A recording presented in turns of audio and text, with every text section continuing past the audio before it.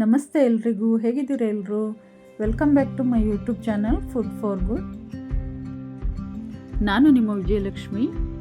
ನಾನಿವತ್ತು ಮಾಡ್ತಾಯಿದ್ದೀನಿ mushroom pepper fry. ಬನ್ನಿ ಇದನ್ನು ಹೇಗೆ ಮಾಡೋದು ಅಂತ ನೋಡ್ಕೊಂಬರೋಣ. ಅದಕ್ಕೂ ಮೊದಲು ನಮ್ಮ ಚಾನಲ್ನ ಸಬ್ಸ್ಕ್ರೈಬ್ ಮಾಡಿ, ಪಕ್ಕದಲ್ಲೇ ಬರುವಂಥ ಬೆಲ್ಲೈಕನ್ನು ಕ್ಲಿಕ್ ಮಾಡಿ. ಇದರಿಂದ ನಾನು ಹಾಕೋ ಎಲ್ಲ ರೆಸಿಪಿಗಳ ವಿಡಿಯೋಗಳದ್ದು ನೋಟಿಫಿಕೇಷನ್ ನಿಮಗೆ ಬರುತ್ತೆ. ಹಾಗಾಗಿ ನನ್ನ ಎಲ್ಲ ಹೊಸ ರೆಸಿಪಿಗಳನ್ನು ನೀವು ವಾಚ್ ಮಾಡ್ಬೋದು. ಬನ್ನಿ ಮಶ್ರೂಮ್ ಪೆಪ್ಪರ್ ಫ್ರೈ ಮಾಡೋದನ್ನು ನೋಡ್ಕೊಂಬರೋಣ. ಇದಕ್ಕೋಸ್ಕರ ನಾನು 1/4 kg ಬಟನ್ ಮಶ್ರೂಮ್ನ ತೊಗೊಂಡು ಚೆನ್ನಾಗಿ ವಾಶ್ ಮಾಡಿ ಈ ಥರ ಕಟ್ ಮಾಡಿಟ್ಕೊಂಡಿದ್ದೀನಿ. ಹಾಗೆ 4 ಗಡ್ಡೆ ಈರುಳ್ಳಿ, 1 ಗಡ್ಡೆ ಬೆಳ್ಳುಳ್ಳಿ, ಆಮೇಲೆ ಶುಂಠಿ ಬೆಳ್ಳುಳ್ಳಿ ಪೇಸ್ಟ್, 2 ಹಸಿಮೆಣಸಿನ್ಕಾಯಿ, ಹಾಗೆ ಸ್ವಲ್ಪ ಕೊತ್ತಂಬರಿ ಸೊಪ್ಪನ್ನ ಕಟ್ ಮಾಡಿ ಇಟ್ಕೊಂಡಿದ್ದೀನಿ.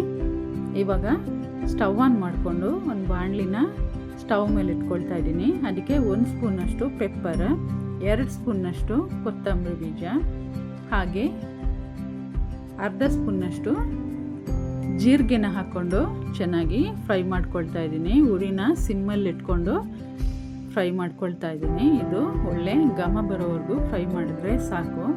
ನೋಡಿ ಆಗಿದೆ. ಇವಾಗ ಸ್ಟವ್ ಆಫ್ ಮಾಡಿಕೊಂಡು ಒಂದು ತಟ್ಟೆಗೆ ಎತ್ತಿಟ್ಕೊಳ್ತಾ ಇದ್ದೀನಿ. ಇದು ನೋಡಿ ತಣ್ಣಗಾದ್ಮೇಲೆ ಇವಾಗ ಮಿಕ್ಸಿ ಜಾರ್ ತೊಗೊಂಡು ಅದಕ್ಕೆ ಇದೆಲ್ಲದನ್ನು ಹಾಕ್ಕೊಂಡು ಪುಡಿ ಮಾಡ್ಕೊಂಬರ್ತೀನಿ. ನೋಡಿ ಎಲ್ಲ ಮಿಕ್ಸಿ ಜಾರ್ಗೆ ಹಾಕ್ಕೊಂಡಿದ್ದೀನಿ. ಇವಾಗ ಇದನ್ನು ನುಣ್ಣಗೆ ಪುಡಿ ಮಾಡ್ಕೊಂಬರೋಣ. ನೋಡಿ ಎಷ್ಟು ನುಣ್ಣಗೆ ಪುಡಿ ಆಗಬೇಕು.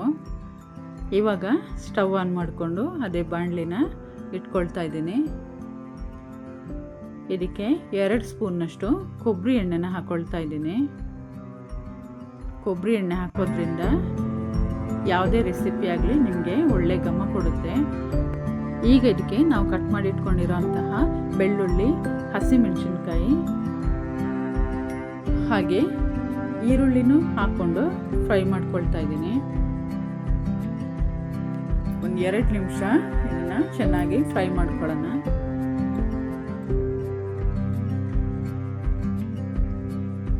ಇವಾಗ ಇದಕ್ಕೆ ನಾನು ಇಟ್ಕೊಂಡಿರೋಂತಹ ಶುಂಠಿ ಬೆಳ್ಳುಳ್ಳಿ ಪೇಸ್ಟನ್ನು ಹಾಕ್ಕೊಳ್ತಾ ಇದ್ದೀನಿ. ಒಂದು ಅರ್ಧ ಸ್ಪೂನಷ್ಟು ಸಾಕು. ಇದು ಫ್ರೈ ಆದಮೇಲೆ ಇವಾಗ ಕಟ್ ಮಾಡಿ ಇಟ್ಕೊಂಡಿರೋಂತಹ ಮಶ್ರೂಮ್ನ ಹಾಕ್ಕೊಳ್ತಾ ಇದ್ದೀನಿ. ಈ ಮಶ್ರೂಮ್ ಹಾಕ್ಕೊಂಡು 3 ನಿಮಿಷ ಚೆನ್ನಾಗಿ ಫ್ರೈ ಮಾಡಬೇಕು.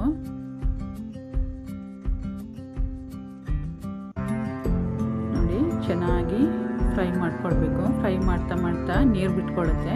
ಇವಾಗ ಇದಕ್ಕೆ ಒಂದು ಅರ್ಧ ಸ್ಪೂನ್ನಷ್ಟು ಉಪ್ಪು ಹಾಕ್ಕೊಳ್ತಾ ಇದ್ದೀನಿ. ನೀವು ನಿಮ್ಮ ರುಚಿಗೆ ತಕ್ಕಷ್ಟು ನೋಡಿಕೊಂಡು ಉಪ್ಪು ಹಾಕ್ಕೊಳ್ಳಿ.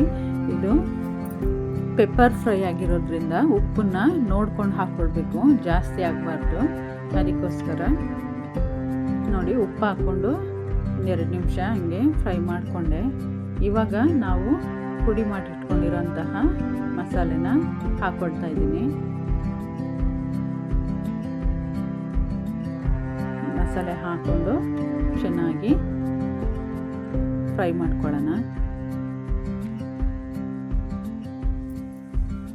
1 ನಿಮಿಷ ಹಂಗೆ ಚೆನ್ನಾಗಿ ಸಣ್ಣ ಉರಿಲಿ ಫ್ರೈ ಮಾಡ್ಕೊಂಡಾದ್ಮೇಲೆ ಒಂದು ಚಿಟಿಕೆಯಷ್ಟು ಅರಿಶಿನದ ಪುಡಿ ಹಾಕ್ಕೊಳ್ತಾ ಇದ್ದೀನಿ.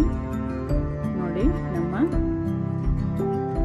ರುಚಿಯಾಗಿರುವಂತಹ ಮಶ್ರೂಮ್ ಪೆಪ್ಪರ್ ಫ್ರೈ ರೆಡಿ ಆಗ್ತಾ ಇದೆ.